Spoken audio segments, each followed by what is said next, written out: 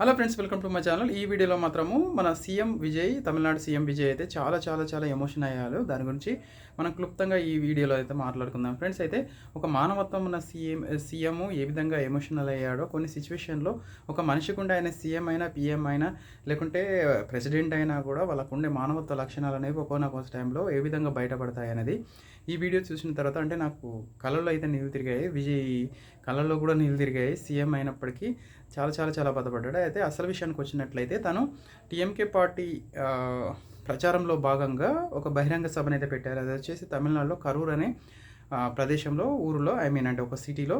అప్పుడైతే సుమారుగా మనకు ఎంత 4 లక్షల నుంచి 4 లక్షల నుంచి 40 లక్షల నుంచి 40 లక్షల మంది అయితే మన జనాలు అయితే గుమిగూడారు ఆ యొక్క బహిరంగ సభకని మాత్రము ఒక న్యూస్ అయితే ఉంది. అయితే ఎగ్జాక్ట్లీ అయితే ఎన్ని లక్షలు అనేది మాత్రం ఒక కామెంట్ రూపంలో తెలియండి. నాకైతే ఇప్పటివరకు అయితే గుర్తులేదు. ఆ టైంలో ఏంటంటే చాలామంది తొక్కిసలాట జరిగి సీఎం విజయ్ మీద అభిమానంతో చాలామంది వచ్చారు అక్కడికి వచ్చిన తర్వాత ఏంటంటే విజయ్ని చూడాలని, లేకుంటే చాలా ఏమంటే వాళ్ళ ఎమోషన్స్ని విజయ్ మీద చూపించే క్రమంలో తొక్కిసలాట జరిగి సుమారుగా 43 మంది అయితే చనిపోవడం అయితే జరిగింది. 43 నుంచి 45 మంది.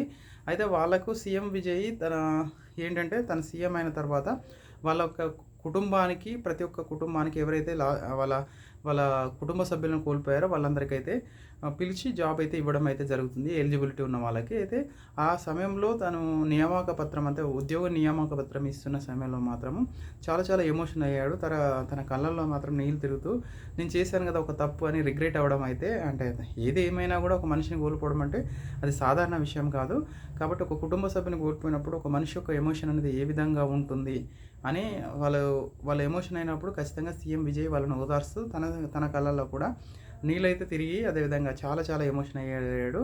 ఇది మాత్రమే కాదు, సీఎం అయిన తర్వాత విజయ్ యొక్క ప్రవర్తన, ఆయన చూపించే కేరింగు, అదేవిధంగా ఆయన చూపించే ఆప్యాయత కానీ, మానవత్వ దృక్పథం అనేది ప్రతి ఒక్క సీఎంకు ఆ విధంగా ఉంటే బాగుంటుందని మనకైతే అనిపిస్తుంది. అతను సీఎం కాకుండా, ఒక హోదాలో ఉండి సీఎం కాకుండా ఒక మానవత దృక్పథంలో మనకు ఎవరినైనా కూడా, మనకు అది ప్రభుత్వ ఆసుపత్రిలో కానీ, లేకుంటే రోడ్డు మీద కొన్ని వెళ్తున్న సిచ్యువేషన్లో ఎలాంటి ట్రాఫిక్ అంశాలు ఎలాంటి పట్టించుకోకుండా, అదేవిధంగా కొన్ని పేద ప్రజలకు, పేద కుటుంబాలు ఉన్న డెలివరీ స్త్రీలకి మనకి ఏదంటే మేనమామ ఉంగరం అనే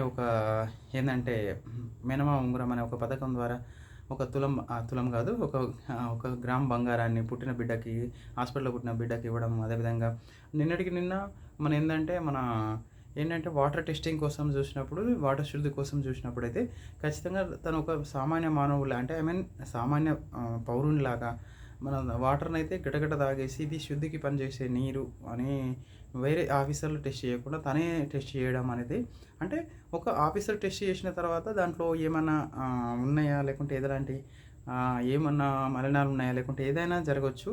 కాకుంటే సీఎం విజయ్ తన నమ్మకాన్ని, నేను కూడా ఒక మనిషిని అని చెప్పేసి టకటక తాగేసి ఒక సామాన్య పౌరునిలాగా, అదేవిధంగా ఏంటంటే డ్రగ్స్ని నివారణ కోసము తను పాటుపడే విధానము, అదేవిధంగా పేద ప్రజల కోసము, కార్మికుల కోసం, అదేవిధంగా కొన్ని ఆర్టీసీ బస్సు కూడా ప్రయాణించినప్పుడు ఏసీ బస్సులను మాత్రమే వాడాలని చెప్పడము, అంటే సామాన్య ప్రజలకు కూడా ఏసీ యొక్క అలాంటి సౌకర్యాలు కంఫర్ట్గా అందాలని అతని యొక్క ఆలోచన అయితే చాలా బాగా నచ్చింది ఫ్రెండ్స్. అతను తీసుకొచ్చే సంస్కరణలు అయితే ఖచ్చితంగా తమిళనాడులో మళ్ళీ తనే సీఎం అయ్యే ఛాన్సెస్ అయితే ఉన్నాయి నాకైతే అనిపిస్తుంది. మీకు ఏ విధంగా అనిపిస్తుందో ఒక కామెంట్ రూపంలో తెలియండి. పొద్దు నా ఛానల్ అయితే సబ్స్క్రైబ్ చేయండి. Thank you. జై హింద్.